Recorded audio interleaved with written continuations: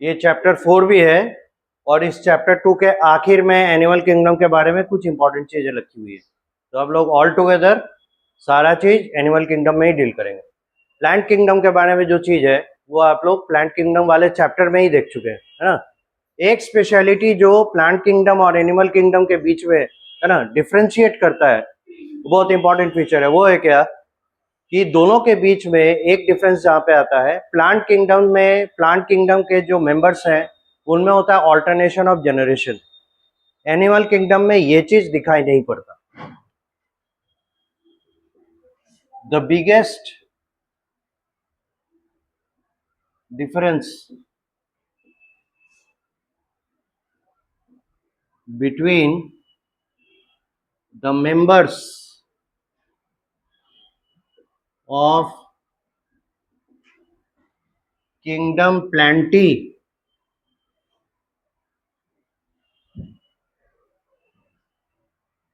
and Animalia is that former, यानी पहले वाला कौन है, plant kingdom. Farmer shows alternation of generation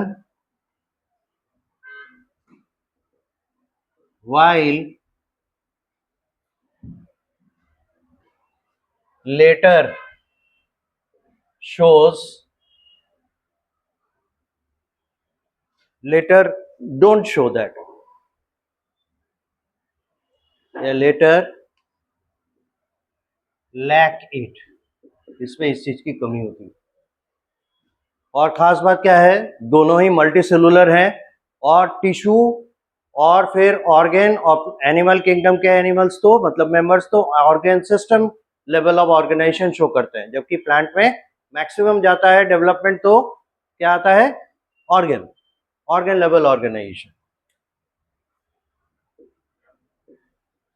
next level of difference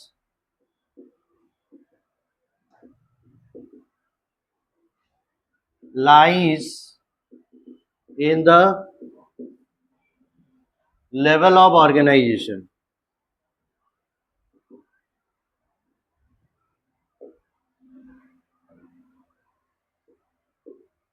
In most developed plants,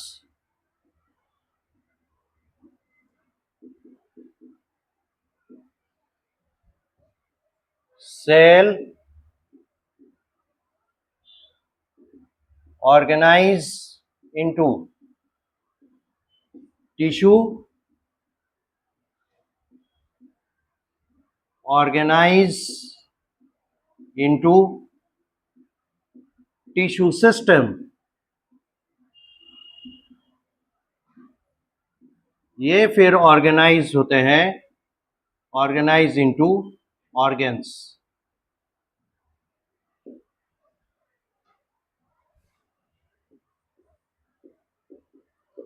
In most developed animals, cell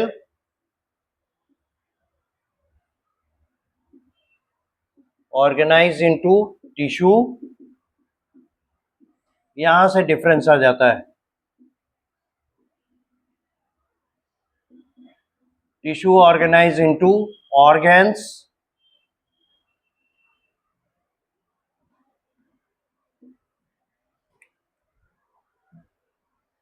organize into organs, और organ organize into organ system। तो ये है इनका मैक्सिमम लेवल ऑफ ऑर्गेनाइजेशन और organ system होता है इनका maximum level of organisation. इस तरीके से प्लांट टिश्यू या प्लांट्स और एनिमल्स के बीच में हम लोग डिफरेंशिएट कर सकते हैं। यहां तक लिखिए।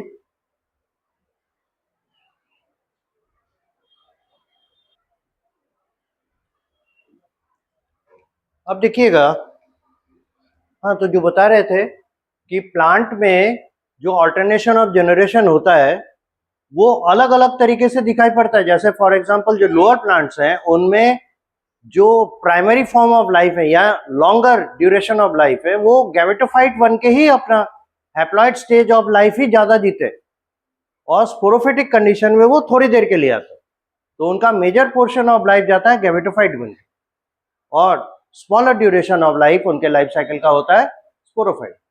फिर देखिएगा इंटरमीडिएट वाला आता है, स्पोरोफाइट और गैमेटोफाइट दोनों लगभग लगभग लॉन्गर ड्यूरेशन ऑफ लाइफ, मतलब बराबर शेयर लेने आता है। उसके बाद फिर जो हायर प्लांट्स होते हैं उनमें आपको मिलेगा कि उनका जो लाइफ साइकिल का मेजर पोर्शन है वो स्पोरोफाइट बन के गुजरता है, gametophyte small duration of life के लिए हो जाता है, पर एनिमल्स में ऐसा नहीं देखा जाता। So this is a remarkable difference between the two. और दूसरा, आप तो देख ही रहे लेवल ऑफ ऑर्गेनाइजेशन में कैसे डिफर करता है। यहां तक हो गया था ना?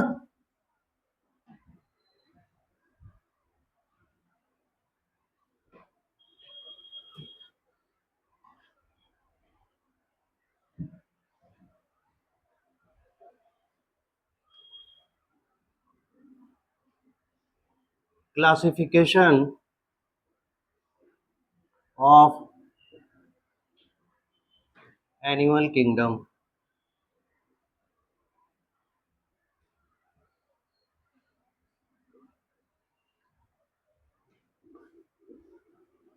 Up to class. देखिए एनसीईआरटी बुक में क्लासेस के बारे में लिखा नहीं है, लेकिन लगभग लगभग हर एक क्लास का एक एग्जाम्पल जरूर टच किया है। ठीक है, तो हम लोग फॉर सेफ्टी क्लासेस तक लेकर जाएंगे इस क्लासिफिकेशन को, लेकिन क्लास की अलग प्रॉपर्टीज जो होंगी, जो फाइलम में फिर इस क्लास में ऐसा, इस क्लास में इस तरह का प्रॉपर्टी मिलता है, उसको हम लोग ज्यादा डिस्कस नहीं करेंगे। ठीक है,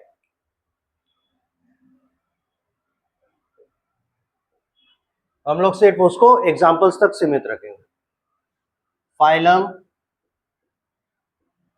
पॉरीफेरा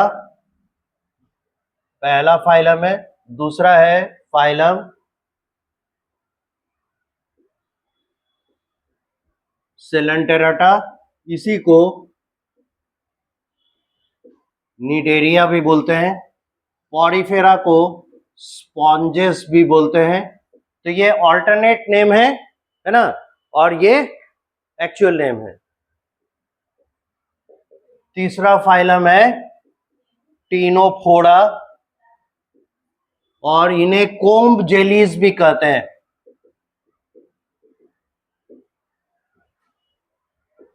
नंबर 4 फाइलम प्लेटीहेलमिन्थस, इन्हें फ्लैट वर्म्स भी कहते हैं।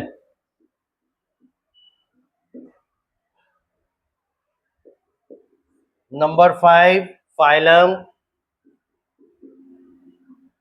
नीमाथेलमिन्थस, और एस्केलमिन्थस, इन्हें निमेटोड्स भी कहते हैं।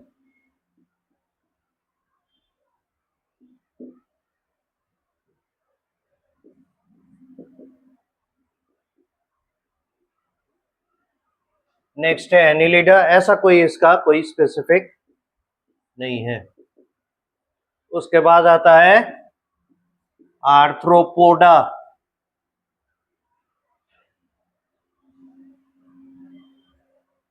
उसके बाद है मोलस्का,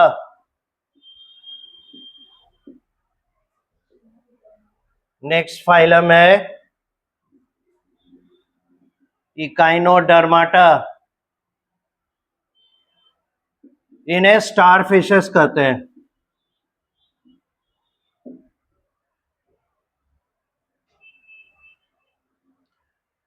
निमेटोड्स, इनका एक और नाम है, इन्हें राउंड वर्म्स भी कहते हैं।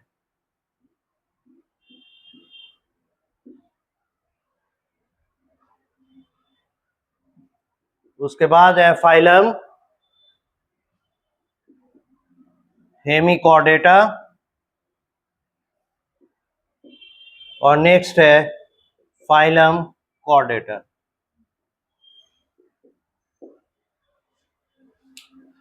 दूसरा इंपॉर्टेंट चीज है क्या, ये फाइलम नंबर 1 से लेके फाइलम नंबर 10, इन सबों को कंबाइनली कहते हैं नॉन कॉर्डेट्स।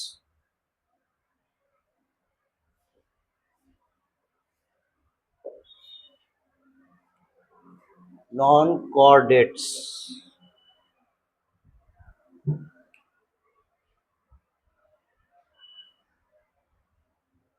और ये कॉर्डेटा या कॉर्डेट, इसके एनिमल्स को कॉर्डेट्स कहते हैं।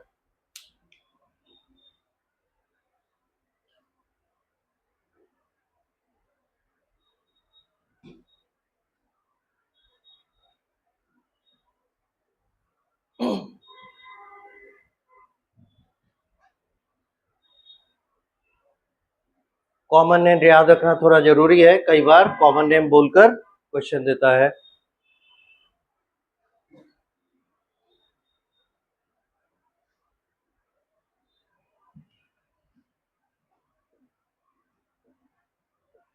फाइलम पॉरीफेरा,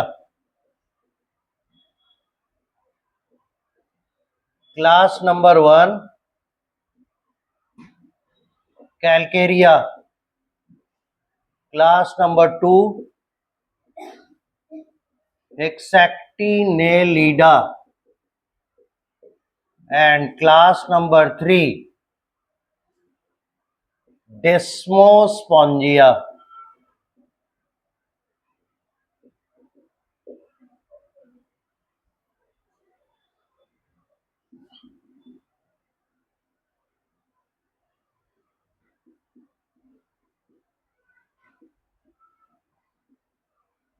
फाइलम सिलेंटेरेटा, इसके क्लास 1 है हाइड्रोजोआ, क्लास नंबर 2 है साइफोजोआ, एंड क्लास नंबर 3 है एंथोजोआ।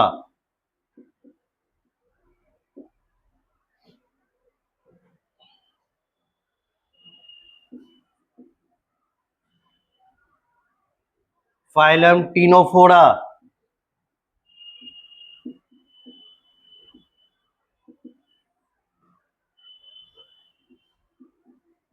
इसमें क्लास 1 है टेंटाकुलाटा, और क्लास नंबर 2 है न्यूडा।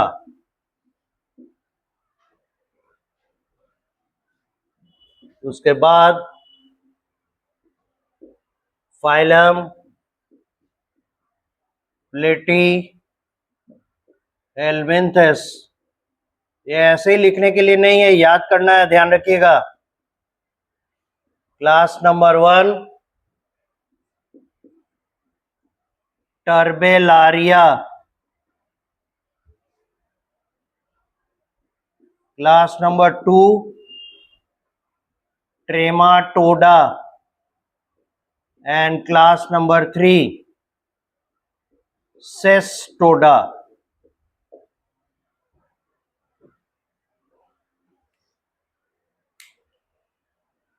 इधर मिटा सकते हैं।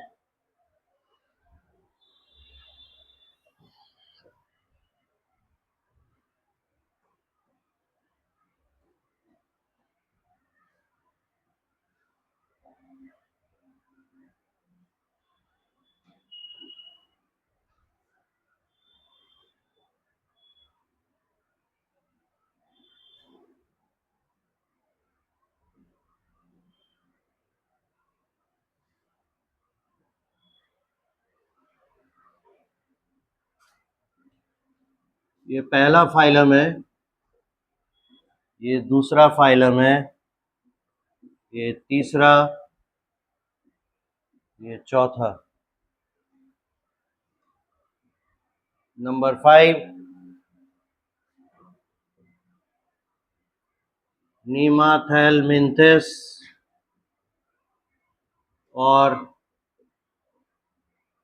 एस्केलमिंथेस और नीमाटोडा।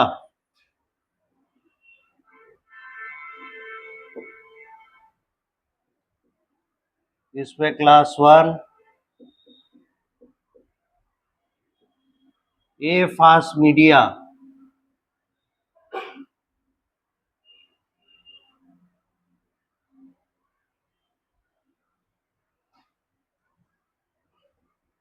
और क्लास नंबर 2 फास्मीडिया।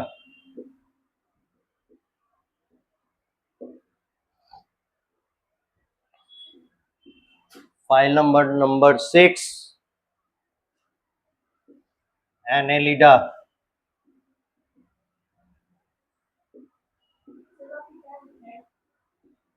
उसमें Tentaculata and Nuda, NUDA।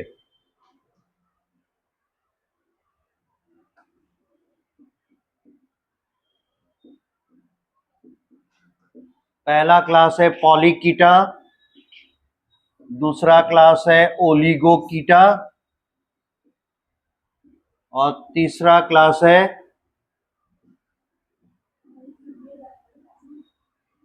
हिरुडीनिया।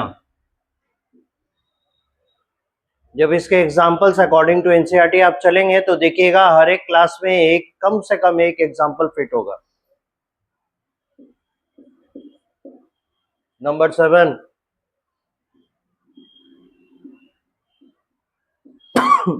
Arthropoda.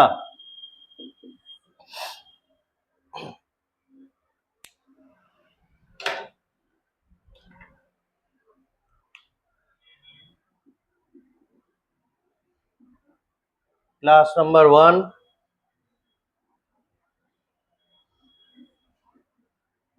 ट्राइलोबिटा।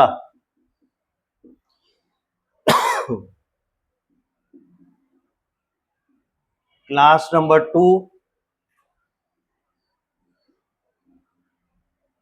चेलिसेराटा। फिर इसमें subclass number 1 Merostomata and subclass number 2 Arachnida.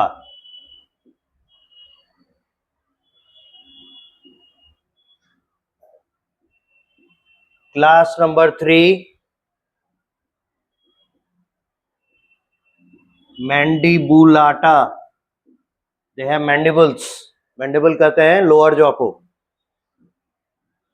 इसमें फिर आता है सब class number 1, number 2, number 3 and number 4। पहला है क्रस्टेशिया, दूसरा है चीलोपोडा, तीसरा है डिप्लोपोडा, और चौथा है इंसेक्टा।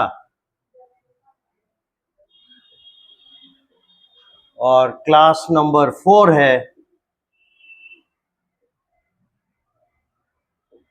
ओनिकोफोरा।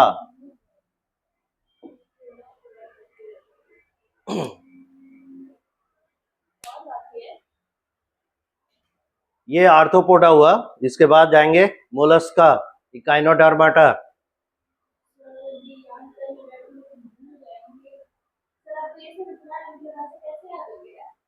लिख लिख कर रिवाइज करके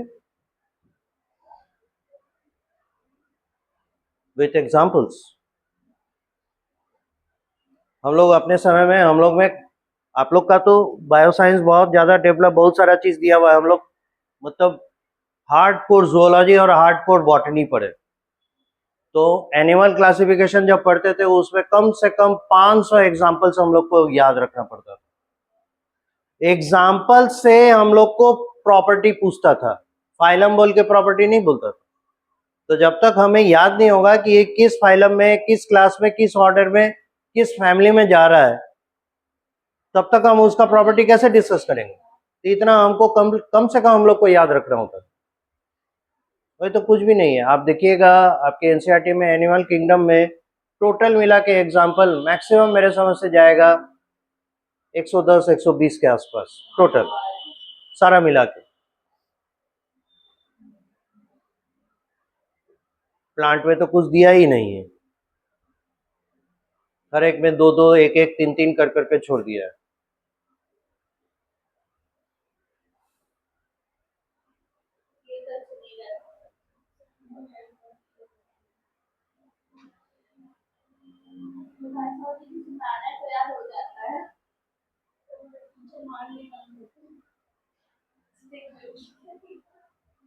thanks for the kind information.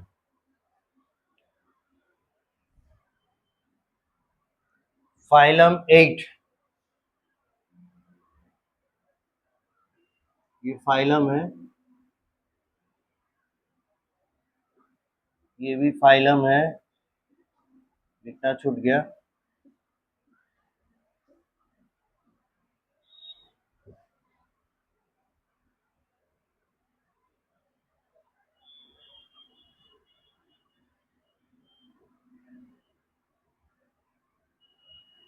Phylum Mollusca class 1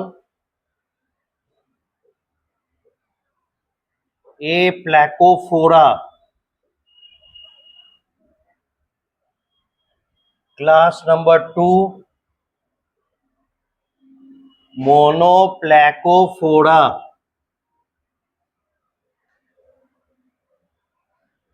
class number 3 Polyplacophora,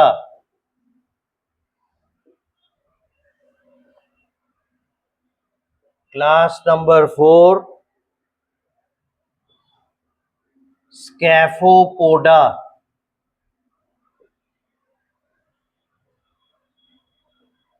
class number 5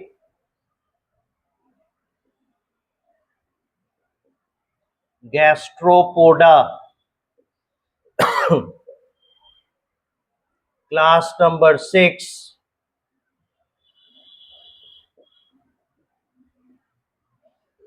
पेलेसाइपोडा, और इसी को बाइवाल्विया भी कहते हैं। दोनों नाम इक्वली गुड है। क्लास नंबर 7 सीफेलोपोडा,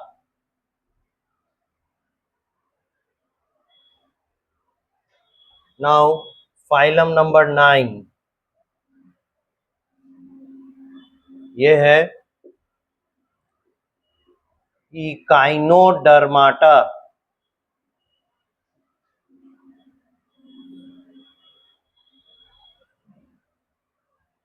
क्लास नंबर 1 एस्टेरोआइडिया, इस सब में आइडिया आता है। क्लास नंबर 2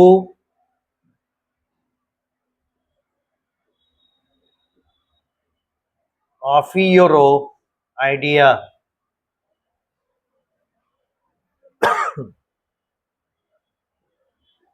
क्लास नंबर 3 इकाइनोआइडिया,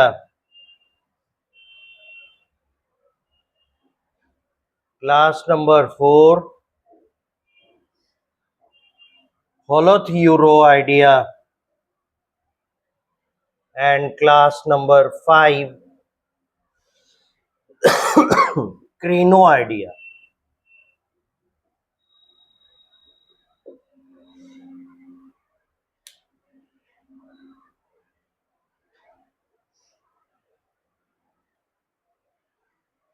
तो ये लंबा चौड़ा जो चार्ट है, इसको खाते पीते उठते बैठते सोते जागते 6 टर्म बोले रटना है, लिखना है, अपने रीडिंग टेबल पे लगा के रख देना है, शीशा के नीचे या प्लास्टिक के नीचे दबा के रखना है ताकि इधर उधर ना हो।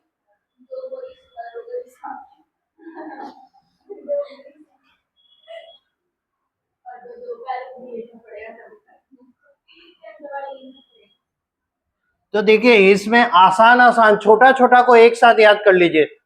अब बड़ा बड़ा इसमें कहां से शुरू होता है? आर्थ्रोपोडा से। एक दिन आर्थ्रोपोडा पे समय दीजिए, एक दिन है ना हेमिक नहीं तो वो रिवाइज करते रहना है, लिखना है। इसको एक ही तरीका है याद करने का कि बिना देखे हुए बोलिए और उसके बाद देखिए कहाँ पे अटक जा रहे हैं, इमीडिएट उसको मत देखिए, थोड़ा सोचिए कि क्या रहा होगा। फिर एकदम नहीं याद आए जब, तब एक काम कीजिएगा, निमोनिक्स याद कीजिएगा। निमोनिक कहते हैं एक को दूसरे से जोड़ के पढ़ना, वो निमोनिक्स रखिएगा। उससे क्या होगा, एक के बाद दूसरा, दूसरे के बाद तीसरा, कुछ ना कुछ एक ऑर्डर जरूर फॉलो होता है, वो आपको पकड़ना है। हमारा अपना है, आपका अपना होगा, उस तरह से डेवलप कीजिएगा तो देखिएगा याद हो जाएगा, बहुत आसान है।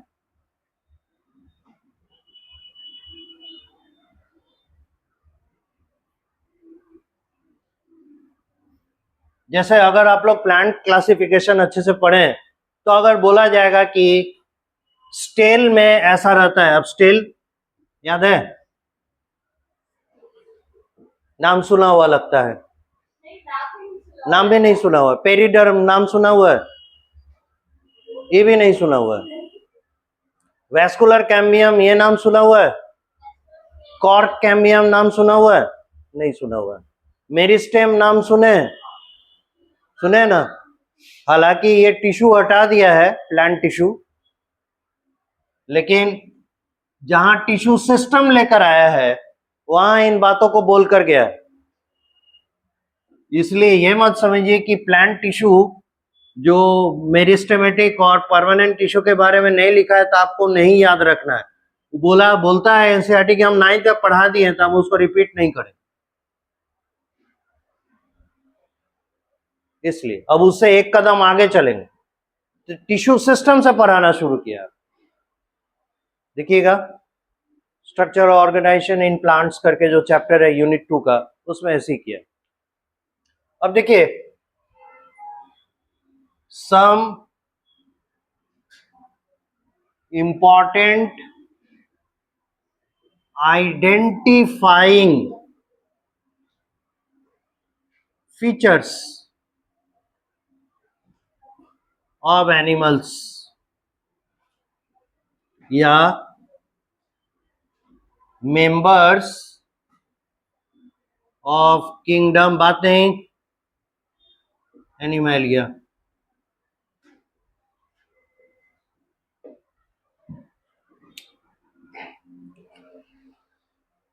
इसमें है कि इनको शामिल करते हैं,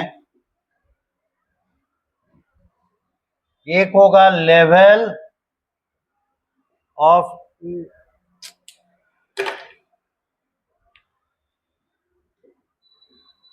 ऑर्गेनाइजेशन, दूसरा होगा सिमेट्री,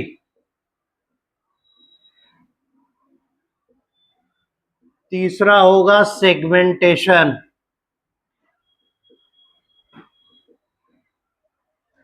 राइट, फोर्थ होगा number of germinal layers,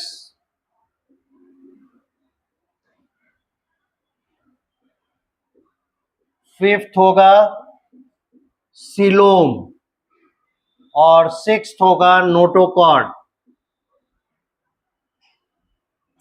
seventh होगा सिस्टम्स।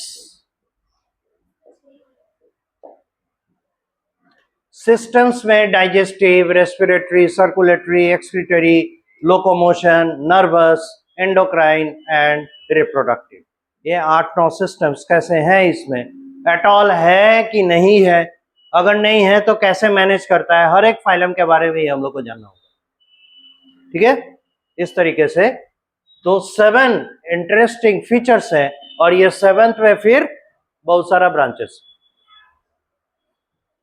तो 1 बाई 1 हम लोग चलेंगे। पहला है लेवल ऑफ ऑर्गेनाइजेशन, पहले सबके बारे में थोड़ा समझ लें, एक ब्रीफ ले लेते हैं, उसके बाद फिर इनको डील करेंगे। देखिए लेवल ऑफ ऑर्गेनाइजेशन, अच्छा लिख रहे हैं, जल्दी से लिखिए।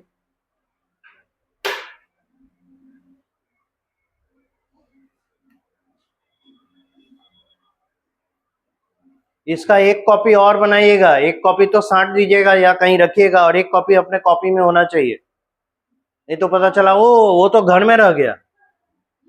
जैसा आप लोग का होता है वो मेरा किताब छूट गया, तो हम लोग का भी फेवरेट जुमला होता है, फिर खुद क्या नहीं छूट गया।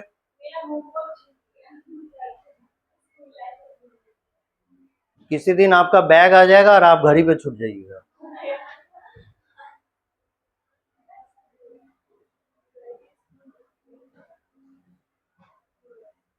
ठीक है, तो ये 7 इंपॉर्टेंट प्रॉपर्टीज हैं जिनके बेसिस पे हम लोग किसी भी फाइलम का स्टडी करें। और ये 7 सेट ऑफ प्रॉपर्टीज किसी भी फाइलम में कैसे हैं, वही उन्हें एक से दूसरे से अलग करता है। एक चीज और आपको बता दें, याद है पहला चैप्टर जब हम लोग पढ़ रहे थे और बायोलॉजिकल क्लासिफिकेशन दूसरा चैप्टर पढ़े, उसमें मिला होगा 2 टर्म, एक होगा सिस्टमेटिक्स और एक होगा टैक्सोनॉमी। ज्यादा इंपॉर्टेंट उसमें सिस्टमेटिक्स है। रीजन क्या है पता है ना? क्योंकि इवोल्यूशनरी बेसिस पे उन्हें हम सजाते हैं। ठीक है, तो याद रखिएगा ये जो ऑर्डर में आपको बताए, एक के बाद दूसरा, दूसरे के बाद तीसरा, इस ऑर्डर को गड़बड़ नहीं करना है। अगर फाइलम नंबर 1 में पॉरीफेरा है तो फाइलम नंबर 1 पे पॉरीफेरा ही रखेंगे। ये नहीं कि सिलेंटेरेटा हमको जैसे कैसे होता है, कई बार याद करने के दौरान ऑर्डर ऊपर नीचे हो जाता है, तो वो कभी नहीं करना है। ठीक है, उससे क्या होगा, इसकी जो खूबसूरती है, इसका जो सिस्टमेटिक्स है, वो सिस्टमेटिक्स गड़बड़ हो जाएगा। क्योंकि इन्हें जो सजाया गया है एक के बाद दूसरा, दूसरे के बाद तीसरा, उसके पीछे एकमात्र लॉजिक है कि वो इवोल्यूशनरी बेसिस पे एक के बाद दूसरे को सजाया गया है। और देखिएगा इवोल्यूशन करके एक चैप्टर है, आप लोग के 10 में था, लेकिन हेरिडिटी एंड इवोल्यूशन में इवोल्यूशन वाला हटा दिया, तो उसमें ही आप लोग को बेसिक मिल जाता। 12th में भी पढ़ना है, 2nd यूनिट में 3rd चैप्टर है वो। तो इवोल्यूशन वाले में आपको ये बताया जाएगा कि क्या इंपॉर्टेंस है इस सिस्टमेटिक्स का, वो एक बताता है क्या। अच्छा, दूसरी चीज है, इस पहले फाइलम को दूसरे के पहले सजा रहे हैं। जैसे फॉर एग्जांपल टीनोफोरा के पहले हम लोग सिलेंटेरेटा रख रहे हैं, सिलेंटेरेटा के पीछे पॉरीफेरा रख रहे हैं।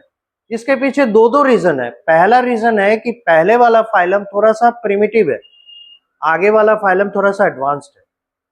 अब एक चीज पूछना होगा या कोई पूछ सकता है, आपको कैसे पता कि दूसरा वाला फाइलम और पहला वाला फाइलम एक साथ नहीं आया? ये भी तो हो सकता है कि दोनों एक साथ बने हो। तो उसका जवाब देता है, देखिए उनके पीछे जो इवोल्यूशन में पढ़ेंगे वो है हमारे सवाल, आपके सवाल का जवाब हमारे पास है कनेक्टिंग लिंक्स। ये ऐसे एनिमल्स हैं, स्पेशली इसमें ऐसे एनिमल्स हैं जिसमें कि प्रिमिटिव जिसे हम पहले रख रहे हैं और एडवांस जिसको हम बाद में रख रहे हैं, दोनों के बीच का इंटरमीडिएट एनिमल मिलेगा, उन्हें हम कनेक्टिंग लिंक कहते हैं। मतलब है, जैसे देखिए आप लोग जब पढ़े किंगडम फंजाई, उसके पहले हम लोग देखे प्रोटिस्टा, है ना। प्रोटिस्टा पढ़ते समय देखिएगा क्लासिफिकेशन में 2 ऐसे ग्रुप्स मिले, एक मिला स्लाइमोल्ड और एक मिला यूग्लिनॉइड। अब देखिएगा यूग्लिनॉइड को ही हम लोग जनक मानते हैं, एंसेस्टर मानते हैं प्लांट किंगडम, फंजाई और एनिमल किंगडम का। रीजन क्या है, वो बिलीव कराने के लिए हम लोग को विवश करता है कि इसमें चूंकि तीनों type of mode of nutrition है, इसीलिए शायद यही आगे डेवलप होके ऐसे बने होंगे। ये एक इमेजिनेशन है, हालांकि इसका कोई क्लियर कट एविडेंस नहीं मिला। उसी तरह से क्राइसोफाइट्स, क्राइसोफाइट नहीं, प्रोटिस्टेंट्स के कुछ ऐसे प्रोटिस्टेंट्स है जो आगे चल के आपको दिखाई देंगे, उतना डिटेल में हालांकि है नहीं। कुछ ऐसे ऑर्गेनिजम्स हैं जो कि एनिमल और प्रोटिस्टा का कंबाइंड प्रॉपर्टी रखता है। कुछ ऐसे प्रोटिस्टेंट्स हैं जो प्लांट और प्रोटिस्टा का कंबाइंड प्रॉपर्टी रखता है। इस तरीके से हो सकता है कि वो आगे चल के डेवलप हुए ऐसे। तो कहने का मतलब है कनेक्टिंग लिंक इस बात को एस्टैब्लिश करता है कि देखिए भाई, पहले ये आए होंगे, उसके बाद एक इंटरमीडिएट फॉर्म आया जिसमें कि एडवांस और प्रिमिटिव दोनों कैरेक्टर था, बाद में उसे दिखा उसके जनरेशन में कि एडवांस प्रॉपर्टी से ज्यादा फायदा है, तो प्रिमिटिव प्रॉपर्टी छोड़ दिया और नए प्रॉपर्टी को गेन करके, है ना, सस्टेन करना, यही तो इवोल्यूशन है ना। कौन अपने एनवायरनमेंट, अपने सराउंडिंग के साथ ज्यादा बेटर एडेप्टेड है, इस बेटरमेंट के स्केल पे हम इवोल्यूशन को मेजर करते हैं। अब कई बार ऐसा होता है इवोल्यूशन के दौरान, है ना, प्रिमिटिव कैरेक्टर आ जाते हैं, कई बार इवोल्यूशन के दौरान एडवांस कैरेक्टर्स आते हैं। तो प्रिमिटिव कैरेक्टर लेके अगर ऑर्गेनिज्म वेल एस्टैब्लिश्ड है अपने आप को एडजस्ट करके रखे हुए, तो फिर वो सरवाइव करता है। मोस्ट ऑफ द टाइम वो एलिमिनेट हो जाता है, एक्सटिंक्ट कर जाता है, क्योंकि प्रिमिटिव कैरेक्टर तो उसे ज्यादा नेचुरल चैलेंज देगा ना, इसलिए उसमें सस्टेनेबिलिटी कम हो जाती है।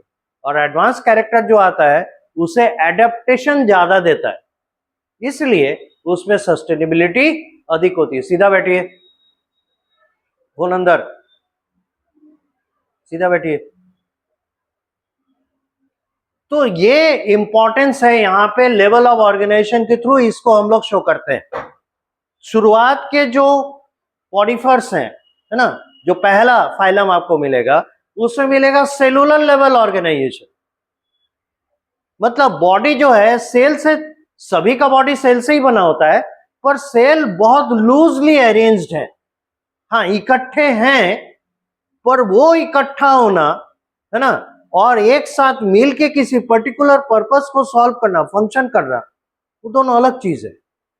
जैसे फॉर एग्जांपल हम इस क्लासरूम में 50 स्टूडेंट्स को देख रहे हैं, पर ये जरूरी थोड़े है कि सभी स्टूडेंट एक ही घर से आए, सब तो अलग अलग जगह से आएंगे। ये कंडीशन है कि यहाँ पे आके सभी एक दूसरे के साथ मिलकर एक ही काम कर रहे हैं। तो this is kind of arrangement found in the tissue, जिसमें हो सकता है अलग अलग ओरिजिन के सेल्स हो, लेकिन एक पर्टिकुलर फंक्शन को कोऑपरेट करके पूरा कर रहे। ये हो गया tissue level organisation. Otherwise cellular level organisation क्या होगा, आए हैं, कोई इधर है, कोई उधर है, कोई उधर है। जैसे कोई सेमिनार या सिंपोजियम में जाते हैं, जैसे ही हम लोग फ्री टाइम मिलता है, कोई उधर है, कोई इधर है, किसी में आपस में कोई तालमेल नहीं है। फिर जब सेमिनार शुरू हुआ तो उसको पर्टिकुलर लेक्चर सुनना है, तो वो उसके तरफ जाता है, बाकी दूसरा काम कर रहा होता है ना। ये पार्टी फंक्शन में भी होता है। तो सभी एक जगह आए तो हैं, जस्ट लाइक द सेल्स, लेकिन सब अपने अपने काम में व्यस्त हैं। This is cellular level organisation, cooperation नहीं।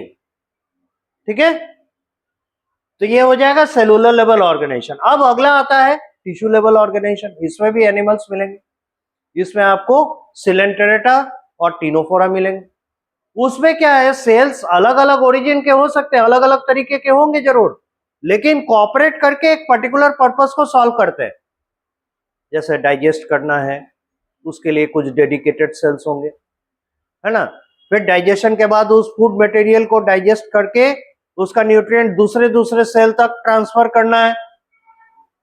जैसे हमारे अंदर होता है, डाइजेशन के बाद फूड मटेरियल्स डिस्ट्रीब्यूट होते हैं, एसिमिलेशन जिसे कहते हैं, वो चीज उसमें होगा। तो कहने का मतलब है लेवल ऑफ कोऑपरेशन बढ़ता है, इसीलिए उसमें टिश्यू लेवल ऑफ ऑर्गेनाइजेशन होता है। ऑर्गेन अभी नहीं आया। नेक्स्ट लेवल ऑफ ऑर्गेनाइजेशन होगा टिश्यू के बाद ऑर्गेन, जो लिखते समय आपको दिखाए भी है।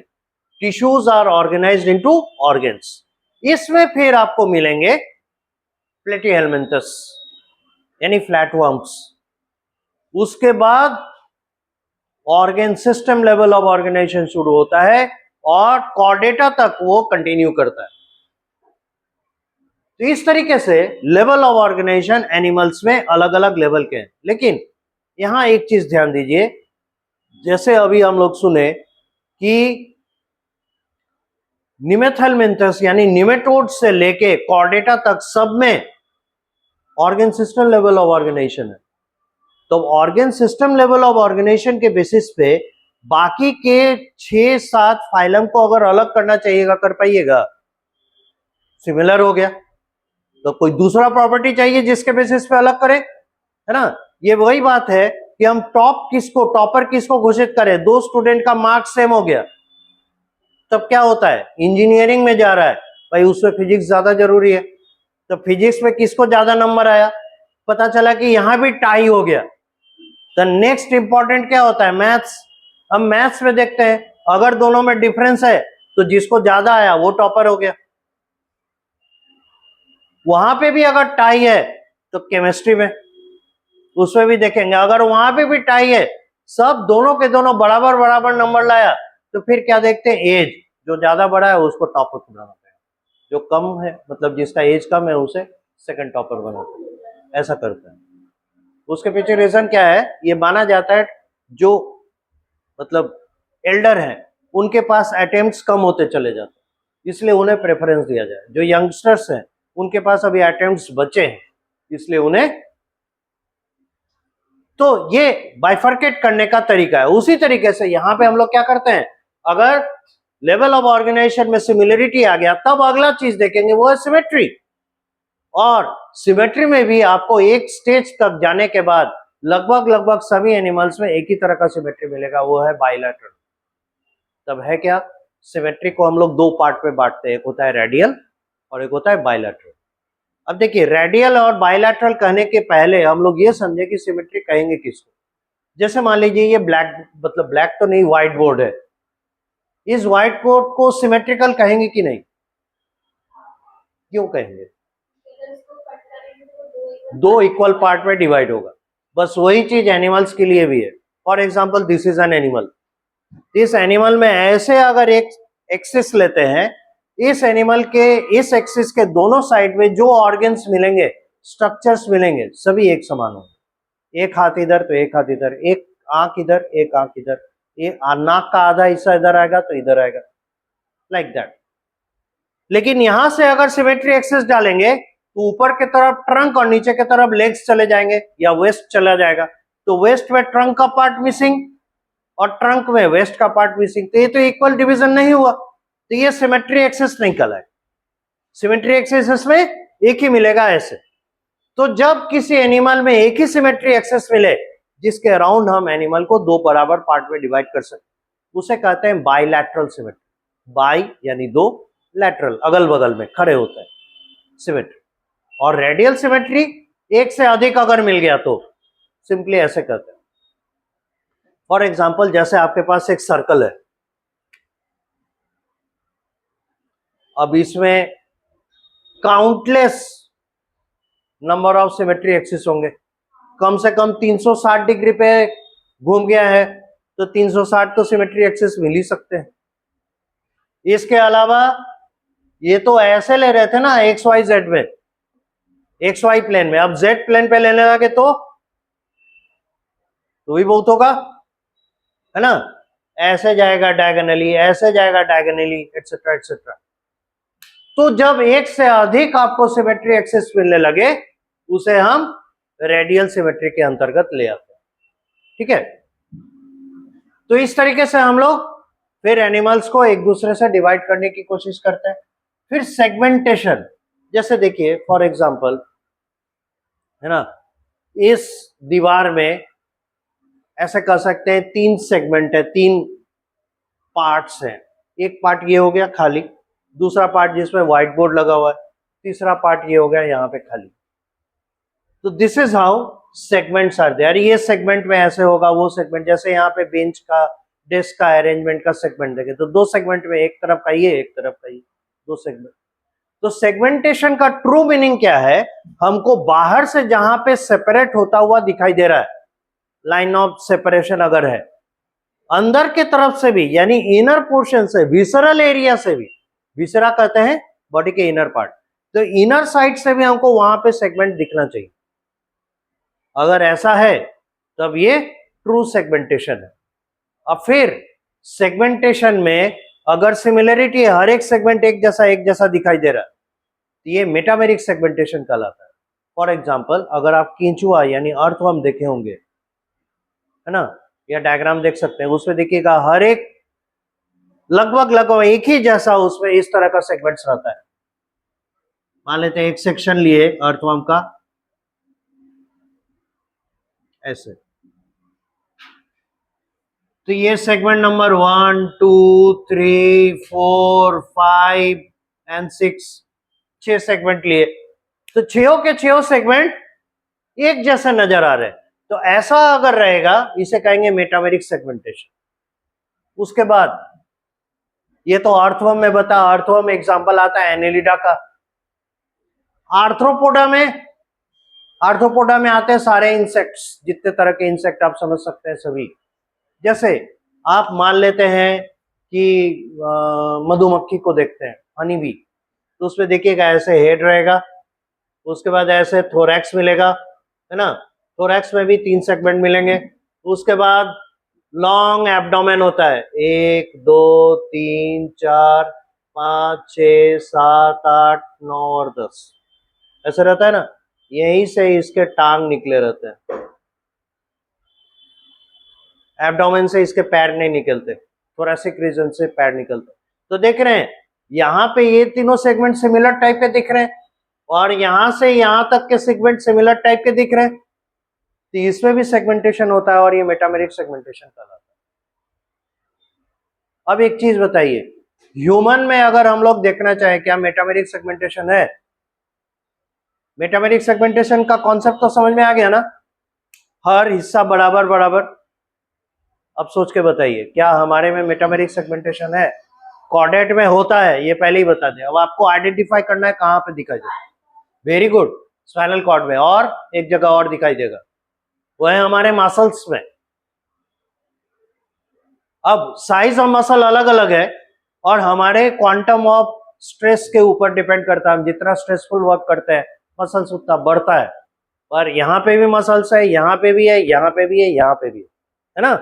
सिमिलर पैर में भी देखिएगा, यहाँ पे भी है, यहाँ पे भी है, यहाँ पे भी, यहाँ पे भी। तो ये हमारे बॉडी में भी यानी कॉर्डेट्स में भी सेगमेंट्स होते हैं और लगभग सिमिलर टाइप के दिखते हैं। तो मेटामेरिक सेगमेंटेशन कॉर्डेट्स में भी दिखाई पड़ता है। तो ये था सेगमेंटेशन का कॉन्सेप्ट। उसके बाद आइए नंबर ऑफ जर्मिनल लेयर्स। ये बड़ा इंटरेस्टिंग है, पहले गौर से सुनिएगा। सबके बारे में थोड़ा थोड़ा हम तो आपको लिखवाएंगे ही, लेकिन पहले कॉन्सेप्ट समझना जरूरी है। जर्मिनल लेयर क्या है? कहता है क्या, जब फर्टिलाइजेशन होता है यानी मेल गैमेट फीमेल गैमेट एक दूसरे के साथ फ्यूज करता है तो एक सिंगल सेल बनता है, उसको कहते हैं जाइगोट। यहां तक हम लोग जानते हैं, ये 10th के लेवल पे हमारे पास कॉन्सेप्ट है। अब जाइगोट जो है वो मल्टीप्लाई करेगा, बार बार डिवाइड करेगा और फाइनली एक एनिमल में कन्वर्ट होगा, यही है ना। अब फॉर एग्जांपल फिर से हम लोग ह्यूमन को ही लेते हैं, तो यही सेल्स हैं जो हार्ट भी बनाएगा, यही सेल्स है जो ब्रेन भी बनाएगा, यही सेल्स है जो स्किन बनाएगा, हैंड्स एंड लेग्स बनाएगा, फिंगर्स बनाएंगे एटसेट्रा, नेल्स बनाएंगे, यही सेल्स बनाते हैं। पर शुरुआत में ये अलग थे क्या? नहीं, कोई डिमार्केशन नहीं था। तो कैसे कोई सेल डिसाइड करेगा कि हमको जाके हार्ट बनाना है, हमको जाके ब्लड वेसल बनाना है, हमको ब्लड बनाना है, हमको लेग्स बनाने, हमें डिजिट बनाने, कैसे पता चलेगा?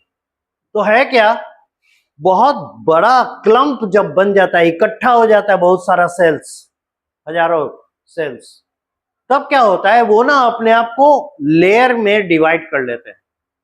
हायर एनिमल्स में 3 लेयर में डिवाइड होते हैं, internal, middle and external. Lower animals में, बहुत प्रिमिटिव एनिमल्स में 2 लेयर में डिवाइड होते हैं, इंटरनल एंड एक्सटर्नल। जो एक्सटर्नल है एक्टो कह सकते हैं, है ना, और लेयर के नाम पे यहां कहा जाता है डर्म, एक्टोडर्म। समझ में आ गया? तो जो सेल्स के लेयर बाहर की तरफ एकदम एक्सटर्नल है उन्हें एक्टोडर्म कहते हैं, और जो एकदम इंटरनल है एंडोडर्म हो गया, और मेसोडर्म हो जाएगा मिडिल, बीच में। तो इस तरीके से सेल्स हमारे बॉडी को बनाने के लिए, किसी भी एनिमल की बॉडी को बनाने के लिए पहले लेयर्स में ऑर्गेनाइज होते हैं। होने के बाद वो अब डिसाइड कर लिया भाई ये एक्टोडर्म है, ये बाहर के ऑर्गन्स बनाएंगे, ये मेसोडर्म है, ये मिडिल पार्ट के ऑर्गन्स, विसरल ऑर्गन्स बनाएंगे, ये एंडोडर्म है, ये इंटरनल ऑर्गन्स बनाएंगे। ठीक है, फॉर एग्जांपल एक्टोडर्म से हमारा स्किन बनेगा, ठीक है, न्यूरॉन्स बनेंगे, नर्वस सिस्टम एक्टोडर्म से। मेसोडर्म से muscle, M for muscle, M for mesoderm, याद रखिएगा। हार्ट कैसा है, मस्कुलर है, वो भी बनेगा किससे? मेसोडर्म से। उसके बाद एंडोडर्म से इंटरनल ऑर्गन्स जैसे लीवर है, पैंक्रियास है, गॉल ब्लैडर है, पूरी तरह से अंदर है, तो ये एंडोडर्म से बनेंगे। अब सोचिए तो जरा, अगर ये डिमार्केशन नहीं करता और लीवर बनाने वाला सेल गलती से बाहर रह गया, तो अब जिम्मेदारी क्या होता है? लीवर बन तो गया है बाहर, अब उसको उठा के अंदर रखिए। पर जो हार्ट और ये सब बना चुका है वो क्यों जगह देगा अंदर आने के लिए? तो उसको पुल अप भी नहीं कर सकते हैं। नतीजा क्या होगा? एब्नॉर्मली ऑर्गेनाइज हो जाएगा एनिमल, और ऐसा एनिमल जब खड़ा होने की कोशिश करेगा, अपना नॉर्मल फंक्शन करने की कोशिश करेगा, डैमेज होके it will die to death. इसलिए ये ऑर्गेनाइजेशन फेल्योर हो जाएगा अगर अपने आप को शुरू से मैनेज करके नहीं चले। इसीलिए देखिए हर टीचर शुरू से आप लोग को बोलता है हमारे पास पढ़ने के लिए बहुत है। The key to success is management. तो जिसका मैनेजमेंट जितना बढ़िया वो उतना सक्सेसफुल। पढ़ने के लिए आपके पास भी 24 घंटा, पढ़ने के लिए टॉपर के पास भी 24 घंटा। और आखिर क्या करता है कि सब चीज उसको याद भी रहता है, आप भी पढ़ते हैं वो भी पढ़ते हैं, भगवान सबको बराबर दिमाग दिया है, फिर वो कैसे निकाल ले रहा है, हम क्यों नहीं निकाल पा रहे हैं, हम उस लेवल पे क्यों नहीं जा रहे हैं? मैनेजमेंट। तो जितने अच्छे से आप अपने वर्क को मैनेज करेंगे उतना सक्सेसफुल होंगे, जैसा एनिमल ने किया। इतना कॉम्प्लिकेटेड स्ट्रक्चर है और अभी हम लोग कहते हैं कि इतना ह्यूमन फिजियोलॉजी जानने के बाद भी अभी भी बहुत सारा एरिया है जिसके बारे में हम नहीं जानते। हर दूसरे दिन कोई ना कोई नया टेक्निक निकल के आता है। जैसे पहले कहते थे ना वेंटिलेटर पे डाल देते हैं, वेंटिलेटर मतलब क्या हुआ, यहाँ पे ट्रैकेक्टोमी करते हैं, ट्रैकिया कट करते हैं और एक ट्यूब डायरेक्टली यहाँ पे फिट कर देते हैं। एक वेंटिलेटर मशीन, लंग मशीन है जो कि एयर को लेके यहाँ पुश करता है और लंग्स में जा रहा है। फिर टेक्नोलॉजी डेवलप किया और स्टडी करने के बाद पता चला कि ऐसा नहीं है कि हर एक को ट्रैकेक्टोमी करना पड़े तभी जाके उसको प्रॉपर एयर मिल सके। तो फिर उसके 3 स्टेजेस बनाए गए। वो लास्ट स्टेज है जब बिल्कुल ही वो काम नहीं कर पा रहा है तब जाके ट्रैकेक्टोमी करके उसको वेंटिलेशन देते हैं। अदरवाइज उससे ऊपर, उससे पहले का लेयर है, उसमें हम लोग क्या करते हैं कि ऑक्सीजन सैचुरेशन, ऑक्सीजन काफी ज्यादा बढ़ा के, अब एयर में ऑक्सीजन बढ़ाएंगे कैसे, कार्बन डाइऑक्साइड को हटा दीजिए तो बाइकार्बोनेट बना दें उसको, आई मीन क्या बोलते हैं, लाइम वाटर से पास करें अगर, तो क्या होगा, कार्बन डाइऑक्साइड वहीं एब्जॉर्ब हो जाएगा। अब जो एयर निकलेगा वो कंप्लीटली ऑक्सीजनेटेड एयर है। इस एयर को, हाईली सैचुरेटेड ऑक्सीजन को फोर्सफुली अगर अंदर दें तो उसका स्टेबिलिटी आ सकता है। उससे भी कम अगर उसको ऑक्सीजन का जरूरत है तो फिर क्या कर सकते हैं, एयर को काफी फोर्सफुली उसके लंग में एंटर करें। तो उसी वेंटिलेटर मशीन से अब 3 लेवल पे पेशेंट सपोर्ट दिया जाता है। तो जितना कम हम इन्वेशन करेंगे, जितना कम हम मतलब सर्जिकल प्रोसीड्यूर अपनाएंगे, रिकवरी उतना फास्ट होगा। जैसे पहले था अगर किसी को गॉल ब्लैडर में स्टोन हो गया, ओपन वेली सर्जरी करते थे, पूरा पेट खोल के यहां से लेके यहां तक, मिसेंट्री वगैरह हटा के। मिसेंट्री है एक कैसे कहते हैं, फैला हुआ लाइक टिश्यू जो कि हर एक ऑर्गन को एक जगह पकड़ के रखता है, उसको मिसेंट्री कहते हैं। ये भी एक ऑर्गन है, ठीक है। आप खोलिएगा किसी का, जब डॉक्टर बनेंगे एनाटॉमी करने जाएंगे तो किसी का पेट खोलिएगा तो आपको डायरेक्टली लीवर नहीं दिख जाएगा, आपको मास ऑफ टिश्यू मिलेगा, दैट टिश्यू इज मेसेंट्री, ठीक है। तो वो एक ऑर्गन है, वो उसका काम है सभी ऑर्गन्स को एक जगह पकड़ के रखना। तो यही बता रहे थे कि आप जैसे जैसे आगे बढ़ेंगे, मतलब जैसे पहले क्या था कि पूरा मिसेंट्री हटा के उसके बाद फिर ऑर्गन को 1 बाय 1 सेपरेट करके तब गॉल ब्लैडर तक पहुंचते थे, इसमें बहुत ब्लड लॉस होता था। तो गॉल ब्लैडर सर्जरी बहुत सिंपल था, लेकिन ब्लड लॉस होने के कारण बहुत सारे पेशेंट ऐसे ही कोलैप्स कर जाते हैं।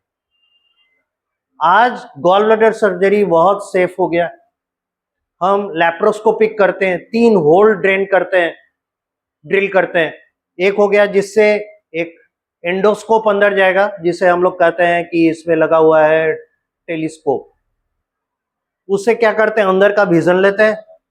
एक ले जाते हैं स्कैल्पेल, काटने वाला कैंची, और एक ले जाते हैं स्टिचिंग इंस्ट्रूमेंट। एक तरफ से काटते हैं, उसको खींचकर उसी से निकाल लेते हैं और दूसरे इंस्ट्रूमेंट से स्टिच कर देते हैं। स्टिच करने के जगह आजकल स्टेपल लगाते हैं और वो पिन बराबर बना हुआ रहता है, उससे किसी प्रकार का हानि नहीं होता।